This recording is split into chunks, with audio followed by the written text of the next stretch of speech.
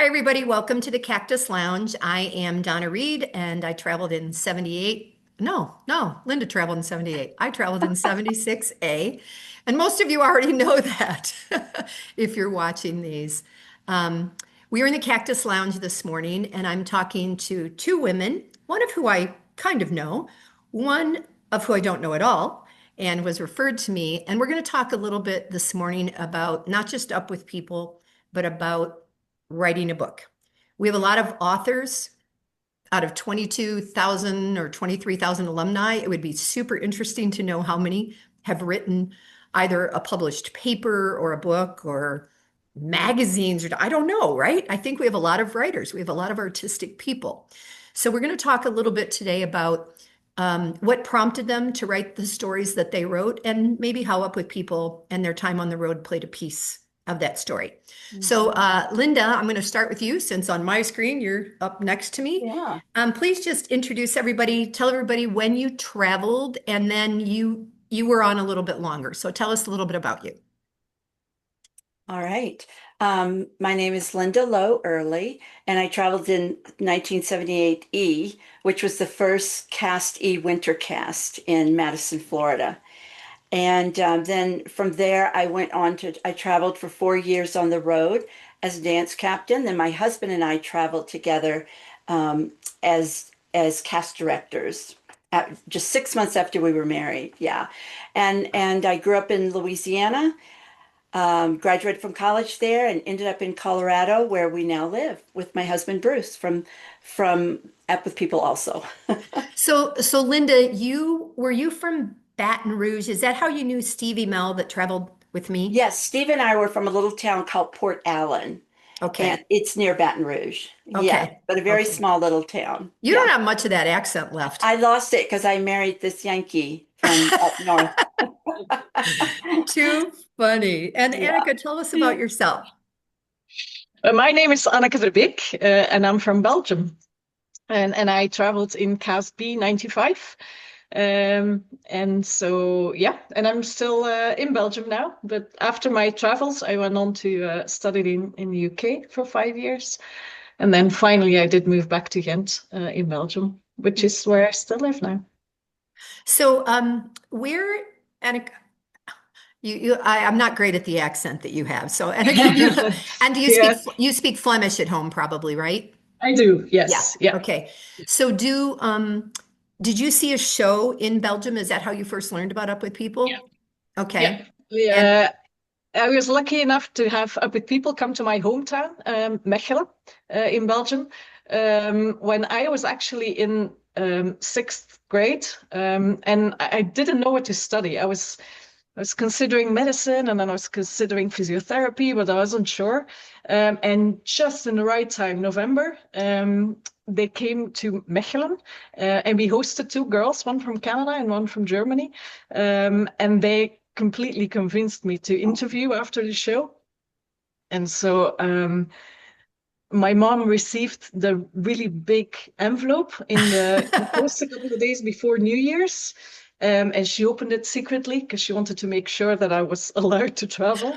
And then she handed it to me on January 1st. That was my Oh, Christmas or New Year's present from my mom, was my acceptance letter from a oh, oh, that's people. And fun. then I had 6 months. Yeah, that was really nice. The best present ever. And then I had 6 months to do fundraising to get my tuition fee all together.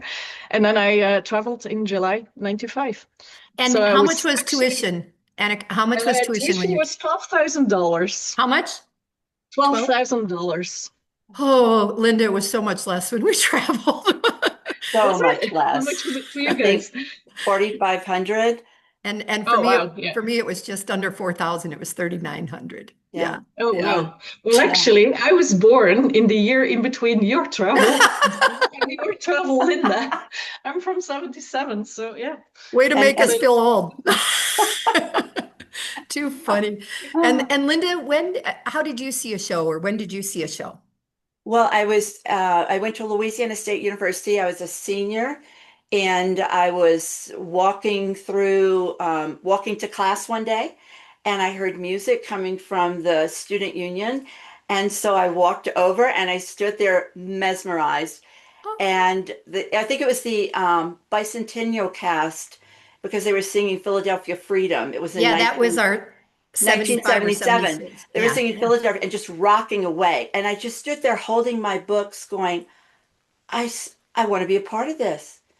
And so That's they fun. said where to go, where the show was going to be. And so a couple of days later, I freaked out. I thought, no, no, no, I cannot interview for this. I'm petrified. I can't, no. My older sister says, we're going. She took me by the hand. We went to the show and I interviewed, and 3 months later, I was on the road.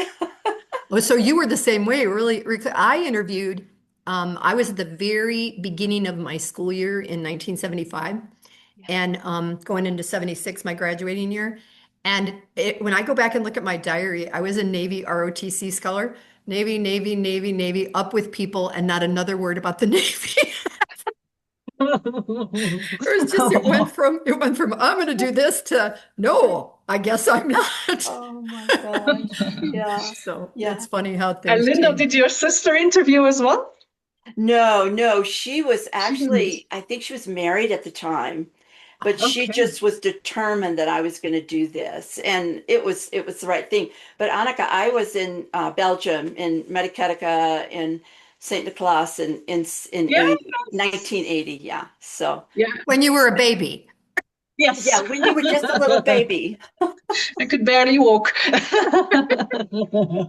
That's too funny. You know, when you mentioned Philadelphia Freedom, Linda, it always makes me laugh because I don't know how you guys are, but those songs that were in our medleys and stuff that were not up with people songs, Yeah. they get played in Yes, grocery stores. exactly. Elton John. And then you'll be there and I'll be going, because I live and breathe.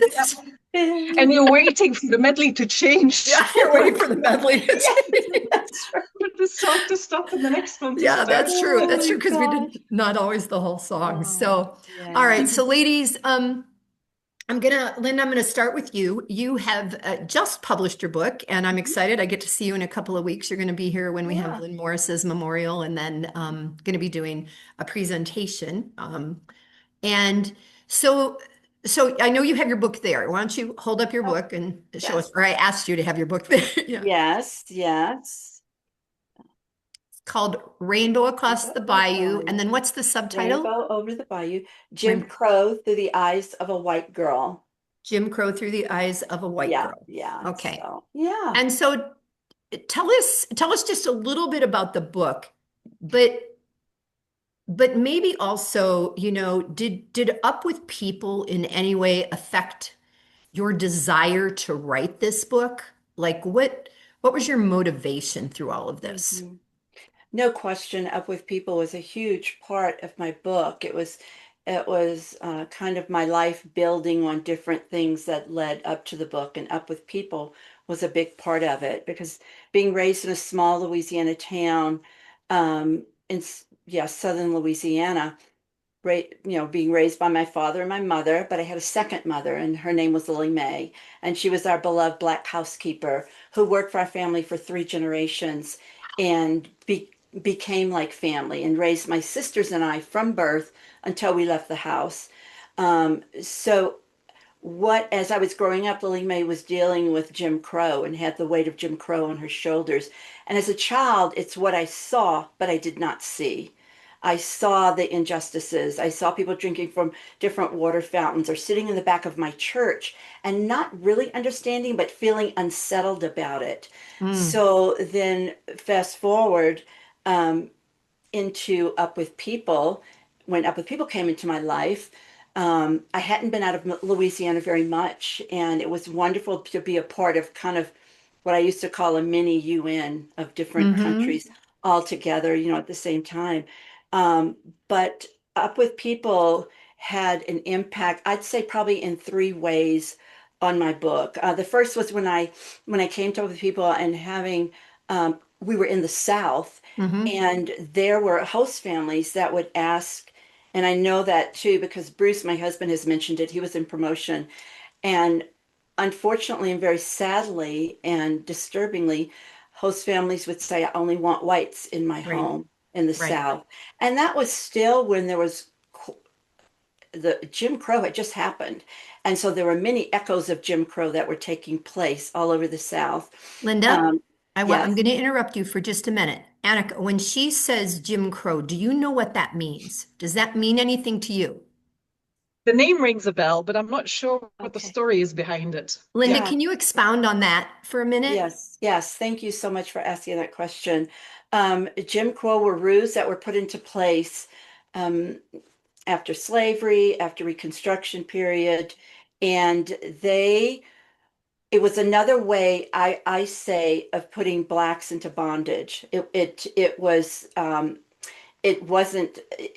slavery, but it was through words, through laws that the blacks were marginalized.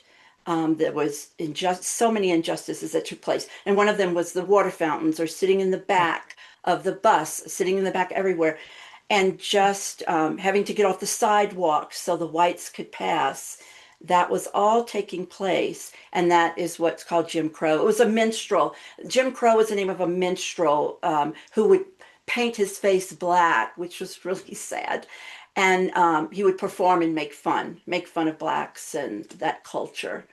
Yeah. So Okay. they called it Jim I Crow. I think it's important that, especially if we have younger listeners here or non-Americans, Yes, to even know what that means. So appreciate you saying yes, that. So I yeah. didn't mean to interrupt. Now, if you No, want to and continue with, yeah, so that was one thing that I continued to see. I saw Lily May, how she was carrying this weight of Jim Crow, and then I go into the cast and I see suddenly it's like a part of people I really loved there too. People that were being maybe treated a little differently, maybe not really out in the open, but it was things that were kind of under. yeah. So then, and second then, was being part of such a diverse and rich community of cultures and faiths and races. And whereas Anneke and Donna, we were encouraged to talk about our differences. We're encouraged to sit and try to understand one another's differences. And that made a big impact on me with my book. The other was just how we always talked about building bridges of communication and understanding across racial barriers, across cultures, across different faiths. So we were sitting down to have a voice. We finding our voice to talk about it, to respect one another. And so I think in my book, that was a big impact on Jim Crow Through the Eyes of a White Girl, is having a voice. My book talks a lot about having a voice and how God has given us all a God-given voice that we can speak out and share our differences, to talk one to one. And I really talk a lot about being able to talk one to one. And we can't change the world all at one time, right? But as in Up With People, it was one to one. So Yes. we can have one to one conversations to begin to understand, and also to educate on what happened back then. So my book is part of that too. I have in one of my headings, I have a heading for each chapter. And one of my headings is Godskin. I called Mm, Paul Caldwell and got the rights to be able to, use those words. And that's one of yeah. my headings. Yeah. So, So, Linda, if I remember, maybe tell me if I'm wrong. So, Anneke, just so you know, I did costumes for that cast. And there are some wonderful costume stories about their opening night that I will never forget because the boys' costumes arrived so late in the day. But I think some of the Black members of your cast still had to use back doors into some of like when we were at the university, it seems to me that there were even then places where people entered differently when you guys were staging, I think. I'm not 100% sure, but yeah, it was, gosh, I'm not remembering that, but that could very well be. I mean, it was just on there was right on the cusp. Yeah, right on the cusp. yeah. So, and I remember in New Orleans doing a show, and Lily May, my second mother, was there watching it, and I danced. I did La Bamba with Gary Moore, who was our black dance captain, and he was so fun to dance with. And after, Lily May said, and this is what she said, Linda, you were dancing with a colored boy. and she got Oh, the biggest smile on her face. And it was just oh, like, I that don't gives know. me chills. I know it was such a beautiful revelation. I was like, Yes. yes. And I was so proud, that yes. But and that's she Yeah. said colored. That was part of her Yeah. generation. So I'm using her words. No, So for her, it was a little bit of a redemption, like, wow, you are holding hands and dancing and that's so cool. That's so cool. All right, Annika, tell us a little bit about yours. You kind of gave me a tidbit of it the other day on, I don't know, WhatsApp or somewhere we were talking. Yes. Well, as I started telling earlier, I wasn't sure what to study when I was 17, 18 years old. And I thought about medicine and then I thought about physiotherapy, but neither of those options was really what I wanted to do. And so when I was in the States, I actually, well, the first question was always, where are you from? Belgium. What are you going to do next year? And I always said, oh, medicine, physiotherapy, I'm not sure. And one of my host moms was the secretary of a chiropractor, and I'd never heard about chiropractic before. And so she called up her boss and he opened up his practice at 10 in the evening and he showed me around until midnight. And so next time when I phoned my parents, because this was before internet and before mobile phones and everything, so we did collect calls every 2 weeks to my parents. And next time I phoned my mom, I said, I know what I want to study. I want to do chiropractic. And then 2 weeks after that, when we phoned again, she said, well, I know where you can do that in England. Wow. So I was really happy about that. You still cannot study chiropractic in Belgium up until today. We're really working on that, but the law is still not in place. Wow. So I had to go to the UK, to Bournemouth, for 5 years. And then I graduated and then I moved back to Belgium. And then I had a practice for 25 years as a chiropractor. But I've always really liked writing and I thought everyone could write. So I never did anything with it until COVID came along. And then I had to shut down my practice for at least 6 weeks. And then all of a sudden I had lots of time. And I took an online writing course. And actually, the first thing that happened is that I wrote a children's book, which is Oh. Twinkle. It's a Christmas story about a little star that's being put in the Christmas tree for the very first time and doesn't understand what's happening. That's Um, cute. so I self-published this one, and then I actually got my friend Jackie, who made the recommendation to come on this show. The friend who I traveled with, she helped me with the translation into English. So I have an English one. But then in Belgium, you have Flemish and French. So I made it to French as well. Luminel. So this first one is actually translated in 3 languages.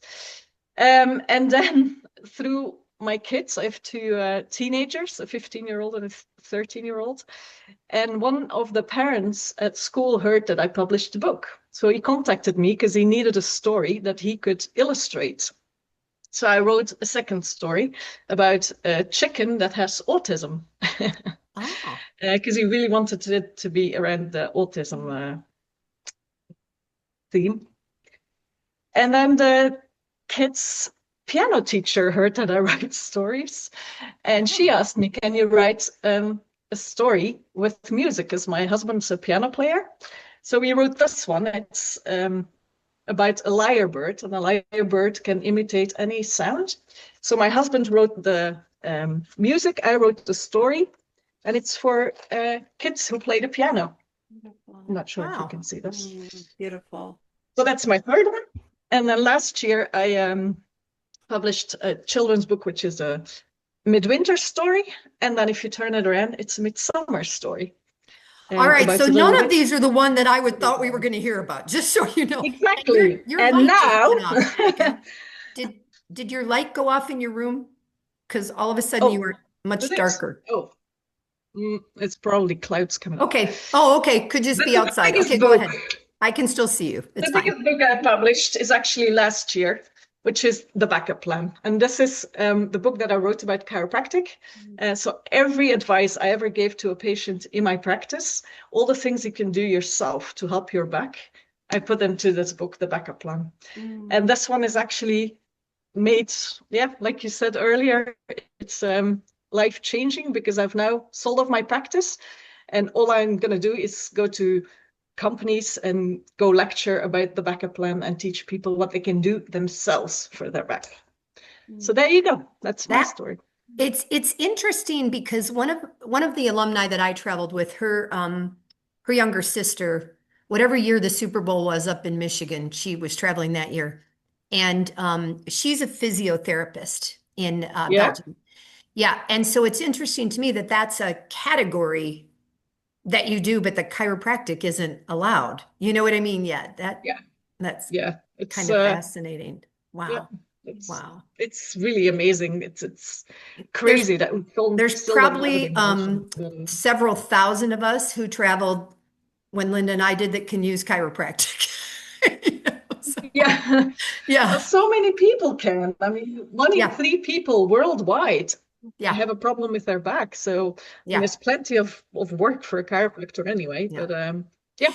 Yeah, you know what So else it's is all through Up With People. And I came to this story because otherwise I wouldn't have chosen chiropractic as a profession. if you And then I wouldn't have written the book. And then I wouldn't have known Jackie, who recommended me to be on right. here. So it's amazing how everything just clicks together. And then Yeah, yeah, you yep. just end up where you need to be.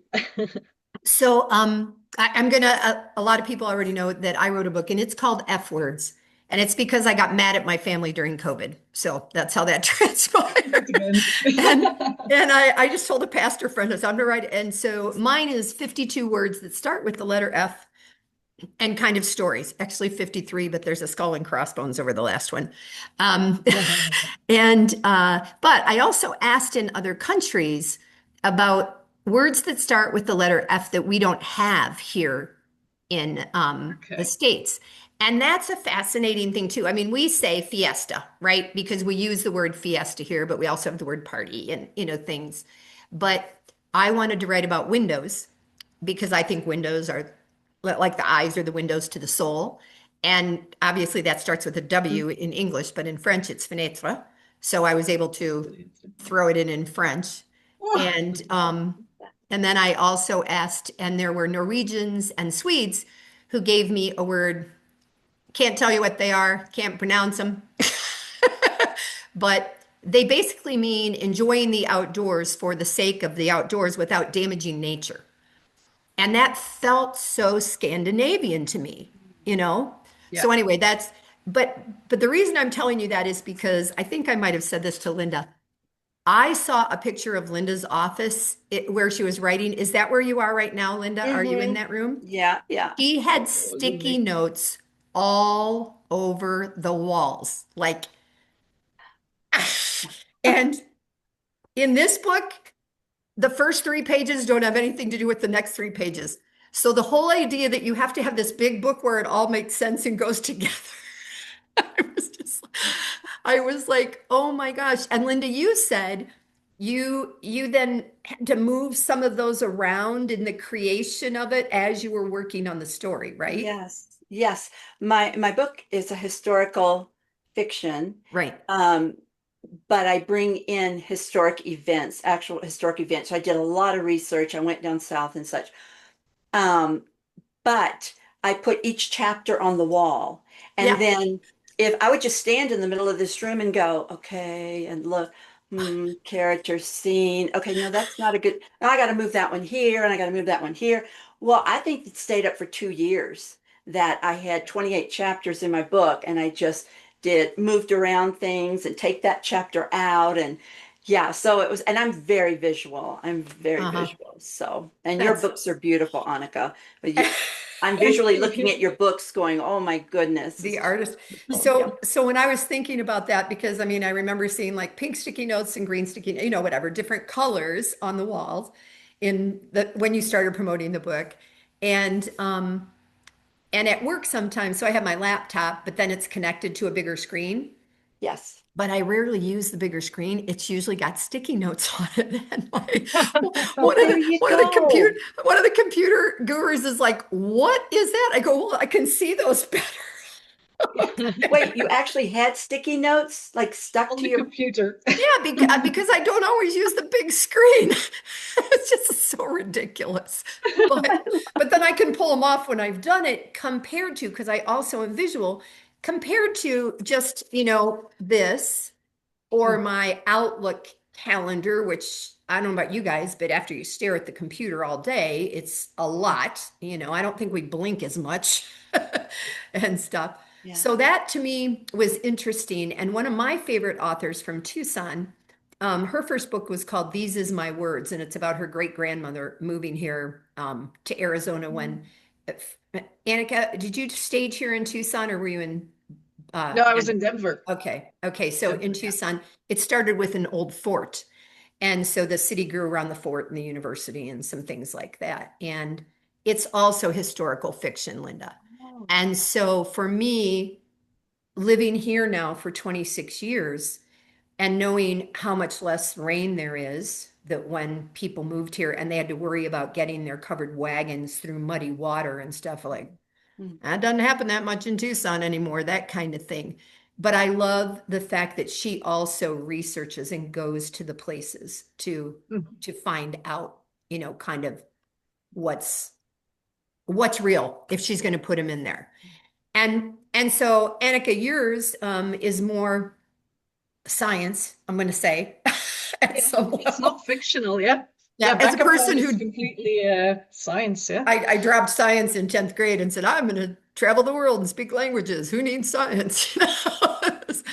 Um, Yeah. so did you just start taking, like jotting things down, taking notes about what you had been telling people? What was your process?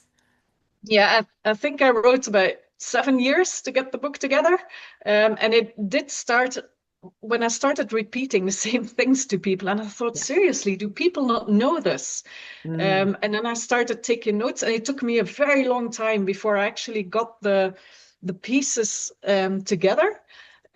Because the story is that you compare your back to a bucket, and you fill your bucket with different sorts of glasses. And so I have 14 glasses that you can fill your bucket with. And as Oh. soon as it spills over, that's when your back pain starts. But it's not the last thing that you did that actually hurts your Ah. back. You've actually filled up the bucket with little things over the years. And then finally it just spills over. And that's when your back starts to hurt.